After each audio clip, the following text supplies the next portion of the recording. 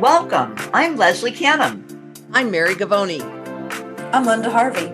I'm Olivia Wan, and together we are the Compliance Divas.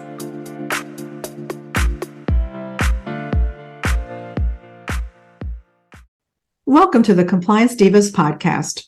This is Linda Harvey, and I will be your host for this session. We all recognize compliance takes many forms, literally and figuratively, because most regulatory compliance includes different types of record keeping and forms, whether it's OSHA, HIPAA, HR, or any state-specific requirement that you are required to follow. In this episode, the Divas will discuss some recent and important changes to one of the required HR forms, and that's the Form I-9. So if you are job hunting, even if you're only temping, or you're in the process of hiring for your practice or organization, you'll want to lean into this podcast. As the Compliance Divas, we bring clarity and simplicity to compliance by navigating the regulatory world to keep you on course. We invite you to subscribe to the Compliance Divas podcast through your favorite podcast channel or on our website, thecompliancedivas.com. All the resources that we mentioned today can be found on our website as well as in the show notes. And we always invite you to submit questions to support@thecompliancedivas.com.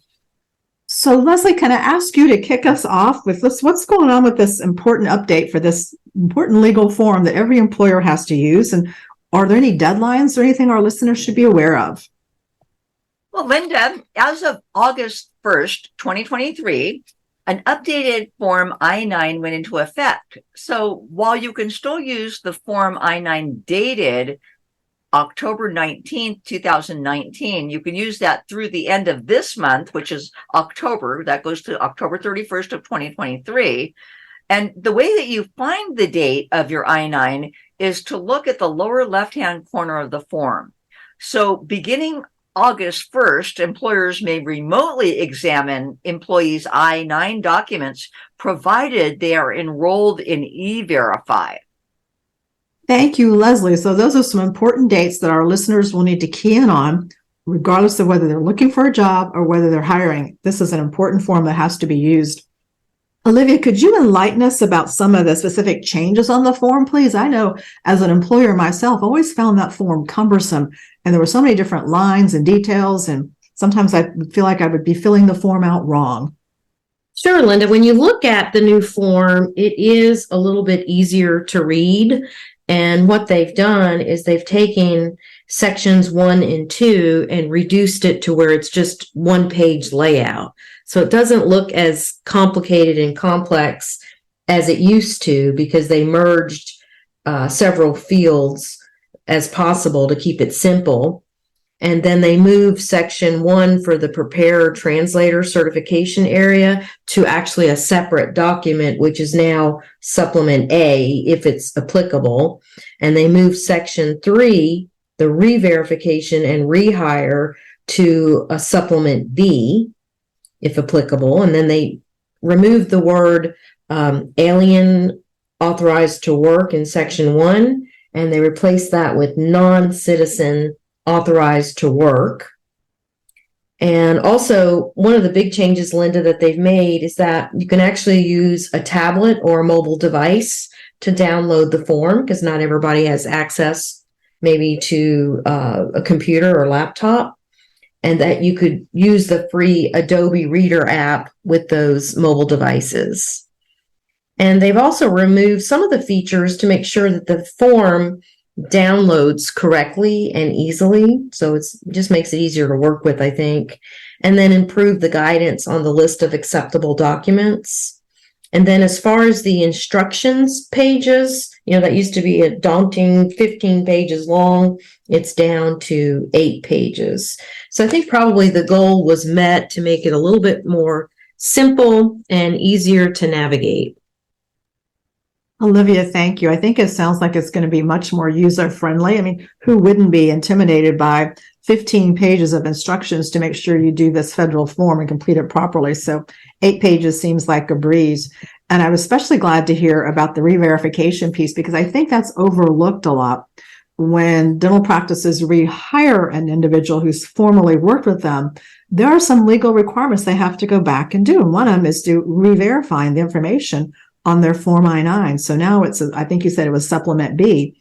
So this is important for our office managers, practice administrators, doctors, and even team members who are reapplying with a former practice to be aware of. This is still a requirement to verify. And I love the fact that you mentioned that it can be available on different devices, so it's easier to complete and fill out. And I understand that it can even an employer can check the documents remotely too. So they're just making it so much easier all the way around, because when you think about, say, a multi-site location or a DSO that's in multi-states, sometimes the HR department's in a completely different state from where the individual's being hired, and that's a good way for the documents to be checked. So that's wonderful. Thank you so much. Mary, one of the things they talked about with the changes to this form is the checkbox for E-Verify employers to use. Can you help everybody understand what does that mean, and is it mandatory, or just is it something that's good to use? What are your thoughts? E-Verify is the government's system to compare the information that an employee or a prospective employee gives you on their form with the database through the Social Security Administration and Citizenship and Immigration Service database to make sure that this person has legitimate documents. They're not, that they truly are eligible to work in the U.S. It's a secure access.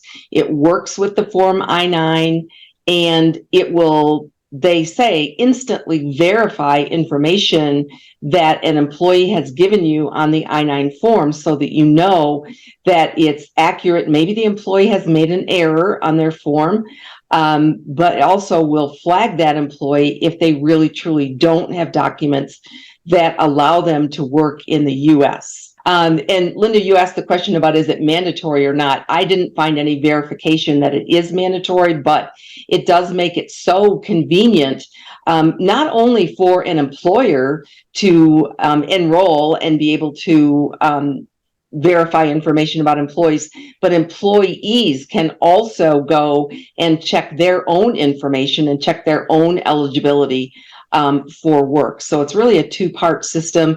It is secure, and it makes it very, very easy and convenient for employers.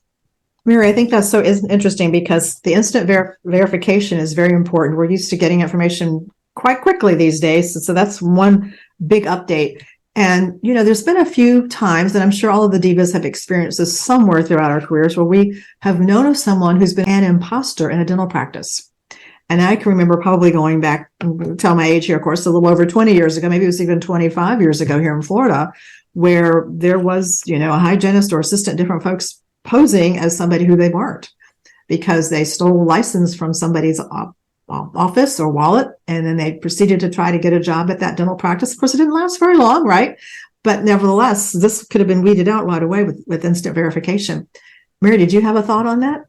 Well, I did. I have two thoughts. One is that as I used to own an employment service, we had a number of folks that would try to pass themselves off as someone else, and that they weren't really eligible either for employment, or they weren't eligible for employment in the category for which they were applying. So didn't have a dental hygiene license, but were applying for a job as a hygienist. So that's always interesting. But one thing I forgot to mention about E-Verify is that if you go to the E-Verify website, there are training webinars that are free, that an employer or employees can watch and understand more about it.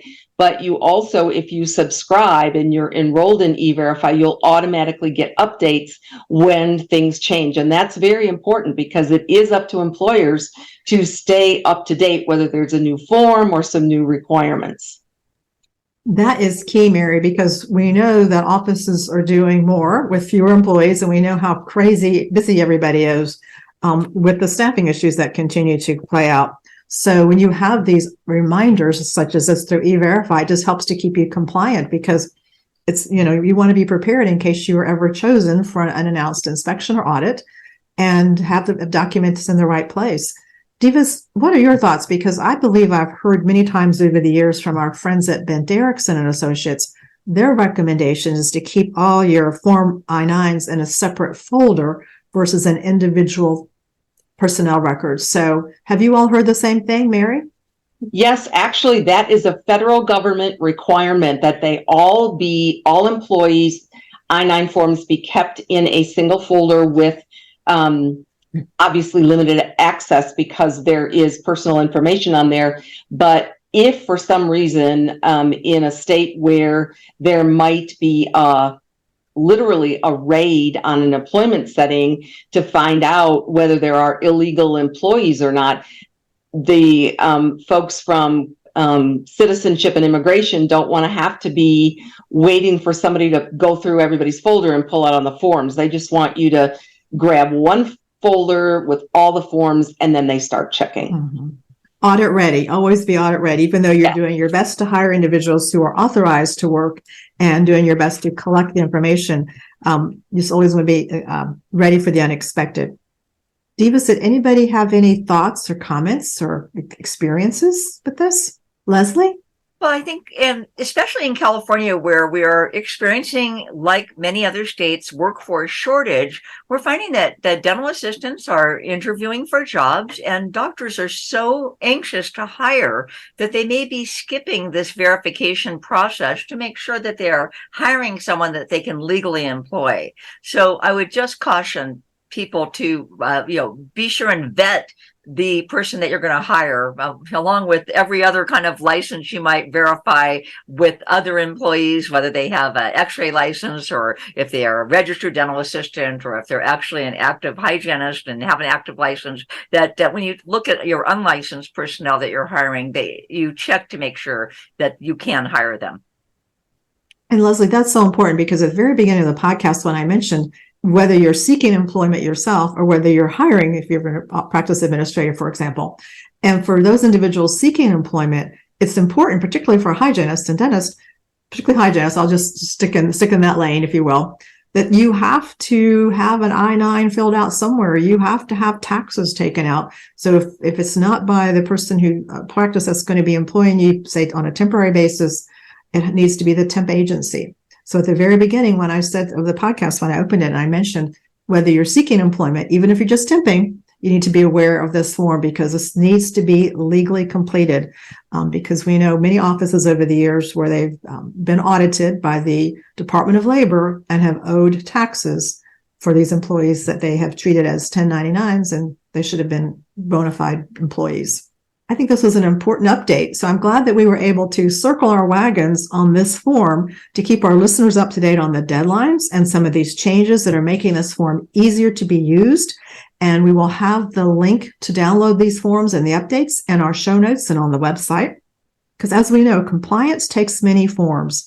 So please take time to be compliant with these important HR requirements. As the Compliance Divas, we bring clarity and simplicity to compliance by navigating the regulatory world to keep you on course. Please subscribe to our podcast through your favorite podcast channel or on our website, thecompliancedivas.com. The resources, as I just mentioned, will be listed on the show notes as well as on our website. And if you have any questions, we invite you to submit them to support@thecompliancedivas.com. Thank you for tuning in, and we look forward to seeing you next time.